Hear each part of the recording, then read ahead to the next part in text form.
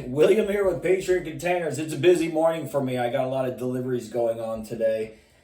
And that is sometimes stressful, but it's something I've been doing for 11 years of just dealing with, I guess when you have one delivery day, but when you have like a lot, it's overwhelming because you need to coordinate with many people and drivers and pictures and making sure everybody's happy. It's a little stressful, but you got to do the job right. Well, here's companies that don't do the job right. You know what's funny about this? This is a company that gets so many bad reviews, and then they stopped replying. They stopped even commenting or to their complaints. But what's funny though is I saw all these complaints yesterday. I was like, man, he's responding to the good reviews, but he's not responding to the complaints for this company. Really bad. Well, I looked at it the same thing today, and this company has made a lot of replies to their complaints. But in one of my previous videos, I talk about how cargo container companies rename containers. You know, if you ever see somebody that says, well, we have like new. Well, it's not new, it's used. You're just using the word new to trick somebody. If you have like a 5-star container, 4-star, economy, those are false terms that are made up by a seller to mislead the buyer of what they're selling you. Because the shipping lines don't use those terms. The 6 correct terms that shipping lines tell us companies, and if they're inspected properly: damaged, as is, wind and watertight. All 3 of those look like crap. After that, and it's still used, cargo worthy, and then IICL. So you got damaged, as is, wind and watertight, cargo worthy, IICL. Those are all 5 used containers from the worst to the best used. The best used is not a new one. So the 6th container that is the absolute best container you can buy is called a new one trip. If this is used, here's the new one, far away from it. It's not even close. This company right here, they sell new, wind and watertight, and economy. The only thing below wind and watertight in the cargo container industry is damaged and as is, which is horrible containers. So if you call this company and they go, well, if you want something cheaper than wind and watertight, we have an economy grade that you can buy. Well, what happens if they worded it with the truth and said, well, we have damaged or as is, and as is old rusty junk with or without holes. You going to buy it? No, you're not. But if they tell you it's economy, you're going to buy it.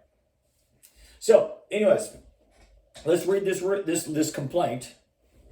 Only had container a short time. Roof started leaking. Found several holes in the roof.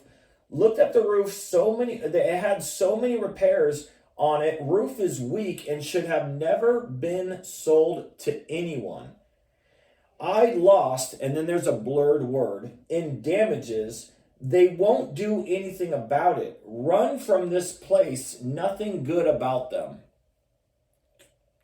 Very short, very sweet, to the point. Not a lot of talk about, not a lot of details. You got a crappy container that leaks, and the company deserted them and not going to do anything about it. The reason people like this complain is because this person probably talked to a sales rep that said, we have warranties, we have 100% satisfaction guarantee, you can return your container. So all this stuff to make this customer feel like he bought from the best company. And then he comes to find out that they sent him a piece of shit, and then they don't care, and they've already moved on and totally deserted this customer.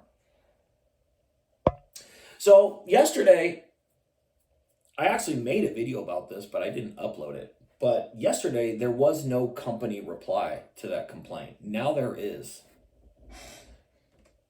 So I'm going to read the company's reply, and then I'm going to give you my assumption about it. It says, I see you have started a claim with us, but you haven't followed through with our request so we can assist you. We have a warranty, and we would like to help you. Please reach back out to our warranty department so we can help.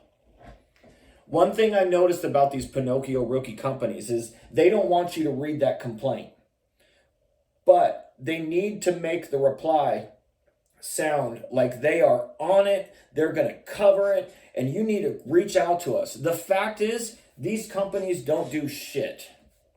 It's all smoke and mirrors. So when you read that complaint and you read the company's response, it sounds like they care. They don't care. They don't do anything.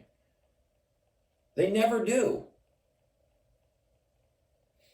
One cool thing about the BBB is when you file a complaint, you can file a complaint, then the company responds to their own complaint, and then the customer can respond to that too. Most of the time, and when I'm talking about most of the time, I'm going to say 98% of the time, whatever the company says, the customers are going to reject it and say, this is false, this is not what you said, everything that you're saying is lying.